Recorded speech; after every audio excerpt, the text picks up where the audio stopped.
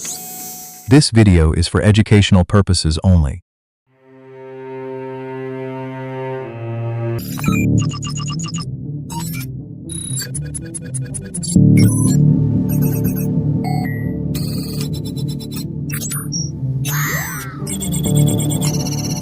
Hello guys, आज हामी APK को क्लोन बनाउन गइरहेछौँ। जस्तै हामी टेलिग्रामको अर्को एपीके क्लोन बनाउन गइरहेछौँ। त्यसैले हामी युज गरौँ एमटी म्यानेजर। हामी एमटी म्यानेजर ओपन गरौँ। एमटी म्यानेजर ओपन गरौँ र हामी सारी 3 डटमा गएर चाहिँ मुनि हेर्दा एक्सट्र्याक्टर एपीके भन्ने छ, त्यसमा क्लिक गरौँ। अनि हामीले कुन एपीके टेलिग्रामको क्लोन गर्न आँटेको हामी टेलिग्रामलाई एक्सट्र्याक्ट एपीके गरेर हामी त्यसको क्लोन बनाउन अगाडि बढौँ।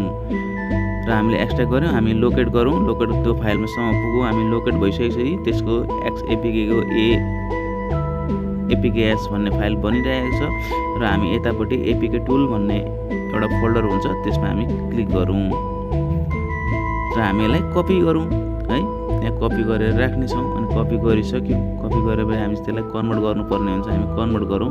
यसको लागि चाहिँ भिआइबी एमटी म्यानेजर चाहिन्छ। तपाईँहरूसँग हुन्छ होला हैन।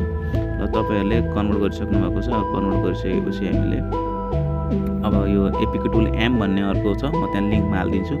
हो त्यो क्लिक गर्नु र एपीके टुल एम भन्ने फोल्डरमा छ है, त्यसलाई हामी ओपन गर्नेछौँ। र ओपन गरेर हामी यही एपीके एसबाट चाहिँ एपीके भन्ने फाइल बनाइसकेको छौँ। अब हामी एपीके एसको काम छैन, त्यसलाई डिलिट हान्दियौँ। हामी एपीके एसलाई चाहिँ हामी डिलिट हान्दियौँ र हामी राख्नेछौँ एपीके मात्र राख्नेछौँ ल। अनि फेरि हामी एपीके टुल एम ओपन गरौँ र त्यसलाई हामी एडिट गर्नेछौँ। हामी त्यसलाई क्विक एडिट गर्नेछौँ र हामी त्यहाँ हेर्दा क्विक एडिटमा थिचौँ र त्यहाँनिर आफूलाई जे मन लाग्छ त्यही नाम राख्नु होला। म चाहिँ टी राख्दैछु, टी राख्नेछु। तपाईहरुले 1 लेख्दा पनि हुन्छ, अनि बढाउँदै जाँदा 2 लेख्दा पनि हुन्छ। म चाहिँ टी राख्नेछु।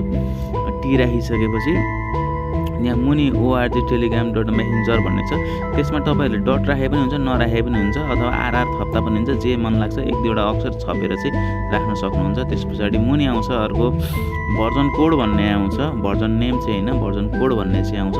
त्यहाँनिर यो हटाए पनि हुन्छ, नहटाए पनि हुन्छ। मैले चाहिँ हटाएको छु। मैले चाहिँ 9 राखेको छु। 9 वटा राखेको छु है। 9 वटा राखेको छु। तपाईले चाहिँ अब त्यसरी नै राख्नुहुन्छ, अथवा त्यसलाई नचलाउँदा पनि हुन्छ। त्यसै गरिसकेपछि हामी यसलाई सेभ गरिदिनेछौँ है त। हामी यसलाई के गर्ने त, सेभ गर्नेछौँ र सेभ पनि गरिहाल्नेछौँ। सेभ भइसकेपछि हाम्रो के हो त, एपीके बनिसकेको छ। एपीकेबाट मोड एपीके भन्ने तल आइसकेको छ हो। यसलाई यो मुनिको काम छैन, यसलाई हामी डिलिट हान्दियौँ है। त्यो भन्दा पनि एपीके र मुनि हेर्नु त एपीकेएस मोड भन्ने छ ती। र हामी यसलाई इन्स्टल गर्नेछौँ है त। हामी एमटी म्यानेजर खोलेको थियौँ। एमटीबाट उताबाट गर्दा पनि हुन्छ, त्यहाँ इन्स्टल भन्ने फाइल छ, तर यहीँबाट गरेँ मैले हैन है। टेलिग्राम टी भन्ने पनि आइसकेको छ। इन्स्टल गरौँ, यसलाई अलाउ गरेको छु। अब इन्स्टल पनि सजिलै भइसकेको छ, न बिना कुनै इरोर है। इरोर पनि हुँदैन, एकदम आरामले इन्स्टल हुन्छ। हात्तिनु पर्दैन, मजाले चल्छ, वर्क गर्छ। यस्तो गर्नु होला, तपाईको 100% लगिङ पनि हुन्छ हैन, काम पनि गर्छ।